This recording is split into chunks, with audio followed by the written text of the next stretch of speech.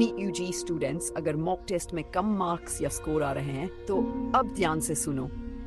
ये समय रोने धोने या हार मानने का नहीं है। अगर तुम अपने में कम स्कोर को देखकर निराश होकर बैठ गए हो तो साफ कह रहा हूँ, तुम हार रहे हो। लेकिन याद रखो, हारने वाले लोग कभी भी डॉक्टर नहीं बनते।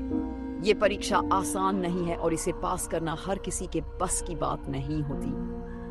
तुम जो करना चाहते हो वो लाखों स्टूडेंट्स का सपना है। नीट सक्सेस पाने का मतलब है दिन रात अपनी जान लगाना। और अगर तुम मॉक टेस्ट के नतीजों से ही घबरा गए तो असली एग्जाम में कैसे टिकोगे? ये मॉक टेस्ट तुम्हारी मंजिल नहीं है, ये सिर्फ एक आईना है जो तुम्हें तुम्हारी कमजोरियां दिखा रहा है। अब ये तुम पर है कि तुम उस आईने में खुद को सुधारते हो या वहां से मुंह मोड़कर भागते हो। कम स्कोर आने का मतलब है कि तुम्हारे अंदर अभी और मेहनत की जरूरत है। अपनी गलती मानो, अपनी कमजोरियों को समझो और उन्हें सुधारो। टॉपर्स भी मॉक टेस्ट में फेल होते हैं, लेकिन वे अपनी गलतियों से सीखते हैं और वही असली टॉपर बनते हैं। अगर तुम हार मानोगे तो ये तय है कि तुम्हारा नाम कहीं नहीं आने वाला। खुद से सवाल करो, क्या तुमने वाकई मेहनत की है? क्या तुमने हर दिन वो 100% दिया है जो तुम्हारे डॉक्टर बनने के सपने के लिए जरूरी है? अगर जवाब नहीं है तो ये वक्त शिकायत करने का नहीं है। उठो और खुद को प्रूव करो।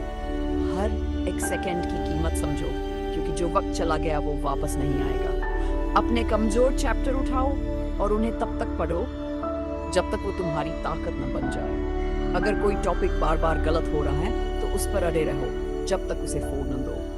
मॉक टेस्ट का मकसद सिर्फ तुम्हें तुम्हारी गलतियां दिखाना है। अगर तुम उस पर काम नहीं करोगे तो तुम्हारी फाइनल एग्जाम भी ऐसी ही जाएगी। कोई बहाने मत बनाओ, समय नहीं था, समझ नहीं आया, पेपर टफ था। ये सब कमजोर लोगों की बातें हैं। असली स्टूडेंट वो है जो हर मुश्किल से लड़ता है। अगर पेपर टफ था तो तुम टफ बनो। अगर समय कम था तो अपनी स्पीड बढ़ाओ। अगर समझ नहीं आया तो बार बार पढ़ो जब तक वो तुम्हारे दिमाग में घुस न जाए। नीट की तैयारी कोई खेल नहीं है, ये जंग है और हर जंग में जीत उसी की होती है जो मैदान छोड़कर नहीं भागता। याद रखो, हर एक दिन जो तुम बेकार करोगे वो तुम्हारे किसी कॉम्पिटिटर के दिन के बराबर जाएगा जिसने उस दिन बाद घंटे पढ़ाई की होगी। और अगर तुमने मेहनत नहीं की तो वो तुम्हें पीछे छोड़ देगा। तुम्हें एक चीज समझनी होगी, डॉक्टर बनना कोई साधारण बात नहीं है। इसके लिए वो मेहनत चाहिए जो कोई और नहीं कर रहा, वो पागलपन चाहिए जो बाकी लोग करने से डरते हैं। तुम्हें अपनी कमियों को जीत में बदलना है, चाहे उसके लिए कितनी ही मेहनत क्यों न करनी पड़े।